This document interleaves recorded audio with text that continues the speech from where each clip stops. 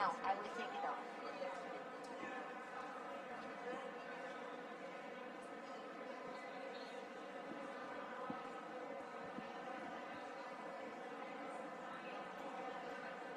It's okay for an invitation to sit here?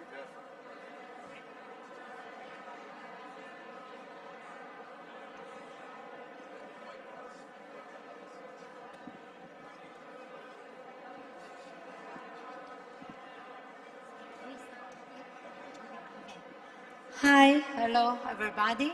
I am Elena Pasoli, I'm director of the Bologna Children's Book Fair.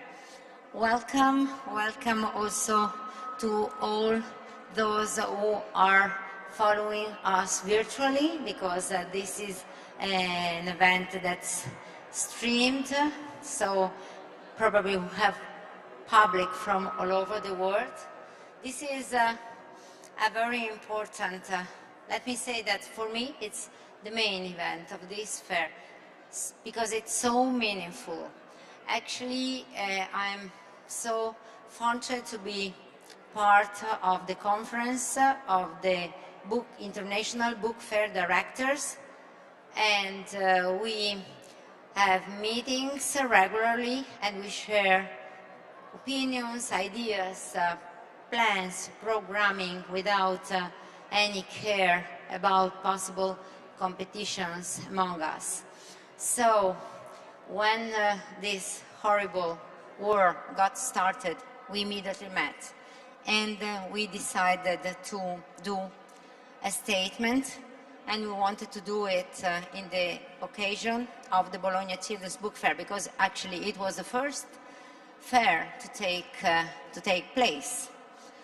And we immediately thought that we wanted to have a space, a meeting, a talk. And the first silly thing we thought about was, okay, we will sit down and as the book fair directors, we will say that, oh, strongly against that and we support Ukrainian publishers, blah, blah, blah.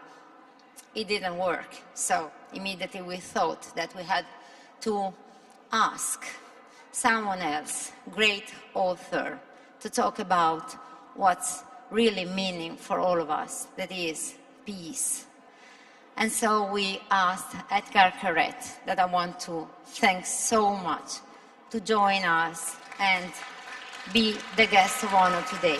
But first of all, I'd like to introduce David Unger. David Unger is the soul of the Conference of Book Fair Directors. He is an author, representative of the Guadalajara International Book Fair, and it is thanks to him that we are such a united group of people that are constantly in touch and constantly liaise. It is really thanks to him that's done this work for all of us for more than 20 years. So, David, I give you the floor.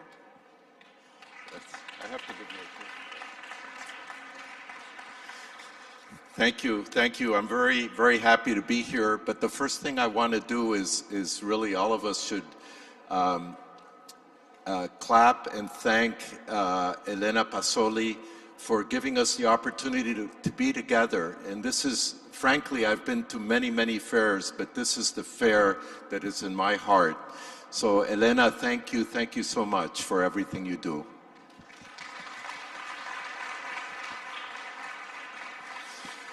So the Conference of International Book Fair Directors put together a statement, and I think the statement probably reflects what you yourselves feel at this moment in time. We strongly condemn the Russian invasion of Ukraine.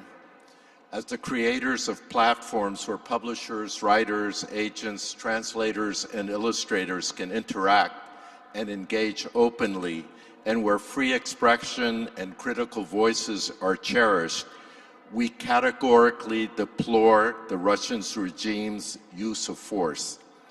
We cannot remain either silent or indifferent to Russia's transformation of Ukraine into a killing field. We therefore resolve to suspend contact with any Russian state institutions and agencies, and invite publishers and authors from Ukraine to exhibit at our fairs at no cost. And this statement was signed by the Bologna Children's Book Fair, Bologna Book Plus, the Foire de Livre of Brussels, the International Book Festival of Budapest, the Frankfurt Book Fair, the Gothenburg Book Fair, the Feria Internacional del Libro de Guadalajara, the Jerusalem International Book Forum, the Leipzig Book Messe, the Book World Prague, the Biennale Internacional do Livro de Sao Paulo, the Seoul International Book Fair, the Taipei International Book Fair, and last but not least, the Warsaw, or the Book Fair in Warsaw, as it's now called. We put this event together in 2 weeks. I think, Etgar, I wrote to you maybe 2 weeks ago, and I said, listen, we're having this book fair, we're having this conference meeting. Would you be willing to come and talk at the Bologna Book Fair? And his response is sort of typical. He said, well, you know, 2 weeks is not a lot of time for something like this. And let me talk to my agent and see if we can fit it into our schedule. I thought that that was an amazing response. It really is an amazing response for a writer to say that, well, I can do it. I have to take an airplane, I have to disrupt my life, but I can do it. And thanks to the support of the Bologna Book Fair, Etgar is here. He's an Israeli author, screenwriter, children's book writer. His books have been translated into 45 languages. He has received the Book Publishers Association Platinum Prize several times, the Prime Minister's Prize in 1996, many prizes. I don't want to read a long biography because I think that that becomes kind of boring. But I will tell you what he's going to be talking about today. What stories can you tell in times of war? And with us is Etgar Keret. Oh, no, seriously, thank you so much. I really appreciate it. Hi. Well, it's true that when I was asked to come here, I very quickly said yes. And you know, and it's kind of a crazy schedule. I got here early this morning. I got to my hotel after midnight, and I'm leaving at night. But I want to say something that it's kind of like an honest disclosure. The reason that I came was because I wanted to support the Ukrainian people, you know, but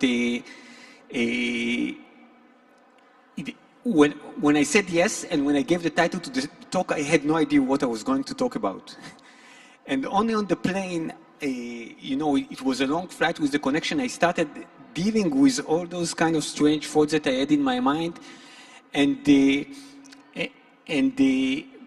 started thinking about this kind of dissonance that people in the Western world experience toward the Ukraine. Because on the one hand, we have the Ukrainians, you know, sending us horrible images of civilians being brutally attacked and killed.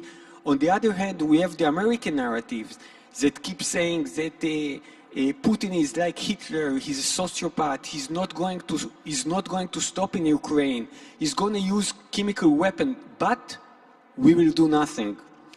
I mean, we will not engage in war because it will be World War III. And of course, there is a bit of an oxymoron, because if he's Hitler and if he won't stop in the Ukraine, then I don't think that not selling Mac computers and blocking Netflix would have stopped Hitler when he invaded Czechoslovakia, you know. So there is some kind of inner contradiction in it. And I think that all the people people like us that react to this situation, we want to support, we want to help, but it says our wish doesn't necessarily mean that putting a Ukrainian flag on our Facebook, or me flying here and speaking to you, helps the Ukrainian people so much. You know, I think if Zelensky could trade my speech to a helmet, you know, or to a magazine of bullets, he would have made this trade with no thought. And sadly, I live in a country that, for their interest and their complex relationship with Russia due to the Syrian border, then I live in a country that refuses to send helmets and defensive equipment to the Ukraine. So I feel that we live in our mind inside a very simple or sometimes simplistic narrative of good and against evil, and we are in the good side. But many times, a lot of our action, and this is just kind of the honest disclosure, are being done so we can feel that we're doing something, but actually what the other side expects is something totally different. Now, I want to say that my connection or my emotional feeling toward the situation in the Ukraine comes from my personal history. Both my parents, who are, neither of them is alive, both of them were Holocaust survivors, and both of them had passed the Second World War as children. You know, my mother lost her entire family. She was in the Warsaw Ghetto. And my father also lost his sister and had gone through crazy times. He had to hide with his parents for 600 days in a hole in the ground.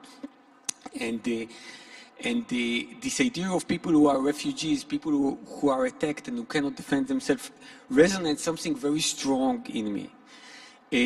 But at the same time, I'm willing to fly here and maybe to speak in a confused way for 40 minutes, but I refuse to put the Ukrainian flag in my Facebook page because I've said to myself, this is not a football match. You know, I don't support the Ukrainian people.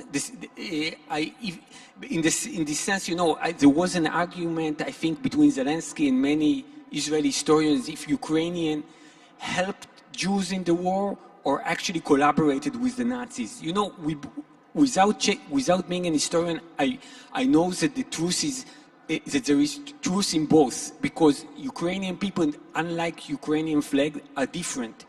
I come from Israel, a country where many people like to come to me and say to me, I'm pro-Israeli. And the first thing I say to them, are you pro-pedophiles in Israel? Are you pro-rapists in Israel? At the same time, when people say to me, I'm anti-Israel, I say, are you anti-amnesty activists in Israel? There is no ability to simplify. And the narrative in itself is not important, because if we should help the Ukrainian people, it's not because of a debt the Jews owe the Ukrainian people, or if we refrain, it shouldn't be because we want to get even with the Ukrainian people for something that happened 70 years ago. It all comes down to our human instinct. You know, when you see defenseless people being attacked and hurt, you don't need a context. You don't need anything. You know, you just need to listen to your heart. And what I wanted to share with you were the stories that my parents had told me about the Holocaust. I want to start with the fact that my mother got orphaned in a very young age. And one of the few memories that she had, and maybe the warmest one, was the bedtime stories that her parents would tell her in the ghetto. My mother told me that, you know, in these days, they were unable to provide her with food. They were unable to provide her with warm clothes. But the one thing that they could provide her was with stories. And the ability of them to go every day outside to the street and try to survive and to bring some food, you know, still left them all this time to make up a story each day and share it with her at nighttime. And my mother said that she never fell asleep when they told her a bedtime story, because she understood that the story was made for her, and that if she fall asleep, the story will disappear from the world. The story will not get born. So even if she was tired, she would try to stay awake and to keep the story alive. And because this experience was so good for her, my mother, who should have been a persona non grata in this book fair, believed that a true parent who loves his children shouldn't buy children books. He should make his own stories for the children. For her, buying a children book was like ordering out from a restaurant, or buying a pizza. It's what lazy parents do. And the same way that she would cut the salad and scramble the eggs for us, she would tell us stories each and every night. Our home, which was full of books, had no children books whatsoever. It was really like an older age that I encountered characters like Winnie the Pooh or Alice in Wonderland, and I would try to trade with the friends who shared those stories with me, my mother's stories, and I was surprised that they didn't know them. You know, how come they know Peter Pan, but they don't know the hero of my mother's stories? But the thing with my mother is that sometimes she had to work late, and my father would have to tell me the bedtime stories, and my father was much more, he was a good storyteller, but he couldn't make up stories, you know, so he was much more on the documentary side of the Netflix of my childhood. And the stories that my father told me were stories that always confused me, because there were always stories that the protagonist in them would be a problematic person who did things that were totally out of line, and the entire purpose of the story was to try and humanize that person. And as a child, I didn't really understand why he was telling me the story, but I felt that there was something very powerful in them. And my father's stories, they almost always had one thing in common. They took place in a whorehouse. And their protagonists were always like prostitutes, mafia guys, and drunk people. And when I was a boy, like 5 years old, I said to my father, "Father, what's a prostitute?" And he said, "Oh, prostitute is somebody who gets paid to listen to other people's problems." I said, "Okay, and what's a mafia person?" He said, "Oh, mafia people, they are into real estate, and they collect rent from houses that they don't own." I said, "Okay, wow, sounds like a startup, you know." And what's a drunk person? Oh, there are people who have these physical conditions that the more liquids they consume, the happier they become. And really, up there at the age of 5, I had my first career dilemma, because I didn't know if when I grew up I wanted to become a drunk prostitute or a drunk mafia guy, but because in the stories of my father, they all seemed very human, and my heart felt for them. But when I grew up, and I think when I was about 9 or 10, I learned for the first time what's a prostitute and what's a mafia guy. And I confronted my father, and I said to him, "You know, I now know what's a drunk person and all those things, and I think that what you did was really out of line, and that you shouldn't tell stories like this to a child, and I want you to tell me why you told me those stories." And my father was very much, it felt like very apologetic, and he said to me, "Look, I'm not like your mother, I can't make up stories. You know, I only have my life as a book." And he said, "And when I saw you in bed, my first instinct was to tell you the story of my childhood. But what will I tell you? How they tortured my sister to tell the Nazis where I'm hiding, and she refused, and they tortured her to death. You wouldn't fall asleep after that, you know." So I fast forwarded in my life, and after the war, I thought maybe I'll tell you the story how I dreamt of coming to Israel, but that was a sad story too, because the British deported me back to Europe. And when the British deported me back to Europe, I joined the Irgun, which was an underground who fought the British. And my job was to buy for them illegally weapons and send them to Israel. And the best place to buy weapons in Europe was, of course, Italy. And the best people to buy from them weapons were, of course, the mafia. You know, they were not called the mafia, but he was positioned in Reggio Calabria in Italy. And basically, what he did was to kind of conduct those deals with the mafia, and the weapons were smuggled to Israel. And basically, my father, because he didn't have money while staying there, the mafia people said to him, "We own a whorehouse, and you can stay there without paying a rent." And my father told me, you know, those years, it was less than a year, but this period that I was in the whorehouse was basically the period in which I was reintroduced to human life after the war. It was the first time in my life where I could tell people I was Jewish and I wasn't afraid that they will kill me or put me in prison for that. It was the first time in my life when I would wake up in my bed from a noise. I would say, it's probably nothing, and go back to sleep. And this was the things that I wanted to share with you. And he said, the people that I met there, you know, all those mafiosi people, he said, you know, they were not nice, you know. They would rob, sometimes kill people.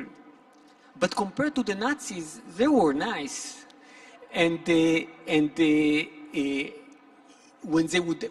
Whenever they would kill somebody, I would feel that they feel ashamed and that they feel that they did something wrong. And I wanted to tell you that, you know, I want to share with you this fact about life and the words that you know, that nothing is black and white, and that humanity is fascinating but scary. So this is what I did. And of course, as I grew a little bit older, my parents started sharing with me more and more stories about the Holocaust. And there was almost a point in all the stories that they told that there were never stories that would tell me something that I've known. There were never stories about the Nazis being evil. There were never stories about Jews suffering. There were always stories about something. And in that sense, I feel that through the stories, they were fighting to humanize themselves. You know, for example, I don't know, one thing that I remember that my father told me, that when he was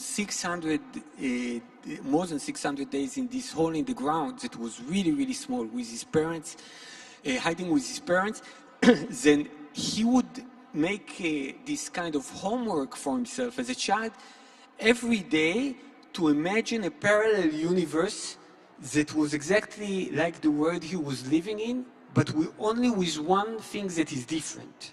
For example, a parallel universe in which the Nazis are as murderous and as hateful, only they hate red-headed girls. And my father will tell himself stories about this world, how he would go to concentration camp and save a red-headed girl and marry her, or things like that, you know. Or one day he could tell himself a story that the Nazis, they look for Jews wherever they're hiding, and when they find them, they give them chocolates. And every day he would tell another story, and I remember that as a child I said, "Father, what's the point? You know, what was the point in telling this story?" And he said, when you are in a very, very little hole, living in a very narrow world, that everything in it is very, very simple and simplified, then you need your imagination to make the territories that you live in greater. And he said, and in my instinct, I felt as a child that if I can imagine something, it can happen. And if it can happen, it potentially exists. And it was good for me to remind myself in this sad reality that I was living, that other realities were a possibility. And I feel that there was something in both in the stories that he told about the whorehouse and in these kind of stories that him and my mother would tell me that they were not trying to capture a specific context. They were talking about humanity and inhumanity in a certain point of time.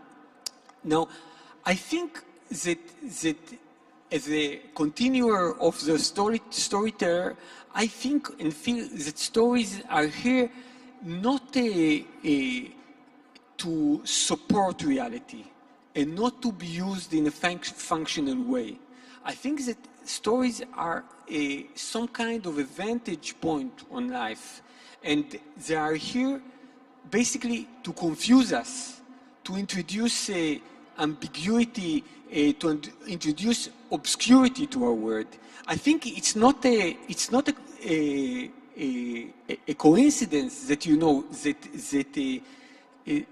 that we have all this kind of weirdness, and I don't know. We see movies and books about strange people, about murderers, about people who are doing things that we would not accept in our real life. But in this sense, I think that the stories are kind of like a laboratory in which we can do experiment. I think that they are kind of like a safe haven in which we can even ventilate emotions and thoughts that we are not allowed to introduce to the real world. And in times of extremity and danger, people kind of tend to forget that, and they want the stories to be useful. They want to use stories like a can opener or like a hammer that you put a nail in the door. And I feel that we live in an age where one catastrophe goes after the other. My brother told me as a joke, he said, Putin cured COVID in one day, because we live through social media and through the medias. We really, all the time, if it's not a climate change catastrophes, if it's not COVID, if it's not a storming of the Capitol Hill, there will always be this kind of feeling of urgency. And in this feeling of urgency, and including in this cancel culture, I think that we use stories sometimes in a reductive way, basically either to portray something that we know, or to kind of put a target mark of a place that we're heading to. But I feel that many times by kind of policing those contents, and we see it very much now in the media, we are kind of reversing the roles. It's like the tail wagging the dog, because the idea is that we don't want to create a world in which fiction for children and fiction for adults would be a perfect place to live in and continue living our life in a shithole. We don't need to fix literature. We need to fix life. And I feel that, for example, Lolita or Crime and Punishment by Dostoevsky, that they cancelled an event now with him because he's Russian. So of course, this is good for the Ukrainian people. I don't know what Dostoevsky thought about Putin, but maybe he supported him. Who knows? But I'm saying that when what I like about Lolita and what I like about Crime and Punishment, that more than anything, they tell us that the fact that we can understand a narrative told by somebody who does things that we cannot accept, they basically tell us that we are all potential killers and pedophiles, and in a sense, that killers and pedophiles, at least in their making, are potential useful human beings. And here I feel that if going through the social media, continuing to use the social media, continuing to live in this binary reality of like, unlike, for or against, Ukrainian flag or Z, you know, then the role of storytelling is going to have this kind of partisan role to keep some kind of complexity in our lives. Now, I know that you all come from the children publishing business, and I feel that it's especially important, you know, to ventilate or to share this idea here, because I feel that the children books are the most politicized area of literature. You know, even though now everything is politicized, I can tell you, you know, everything that, you know, I wrote a story in which a guy was sitting in a cinema behind somebody who had an afro haircut, and they asked me to change the haircut. You know, so I'm saying it's not as if I'm excused of that, but I think that whenever I do children books, I always find myself dealing with this kind of friction. You know, it's like my children book editor Yael is here, so she already had witnessed those kind of things. My first book was, for example, A Dad Runs Away with the Circus. It's a book about a father who loves the circus so much that he escapes his family with the circus. And this is really a story about children learning for the first time that their parents have dream too.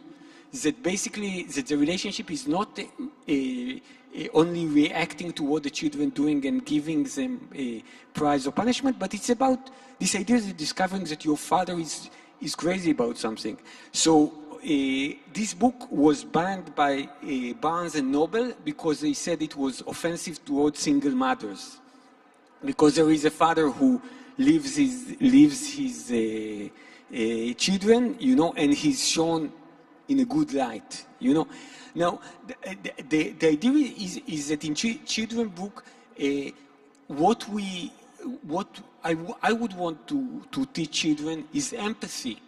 And empathy is important when you need to empathize with people who are different than you. I think it's very, very easy to empathize with people who are right and who are good. But, you know, outside of the Facebook page, when it's not like or unlike, you know, all of us, we are both good people and assholes. It's just a question of how much percentage we have of each. And the idea is that we should create this kind of doctorized image for children, so they will feel that they know the word, only to indoctrinate them to enter the next Facebook dilemma between vaccinator and anti-vaccinator, and just know that there is right and wrong and nothing in the middle, would give them a bad service.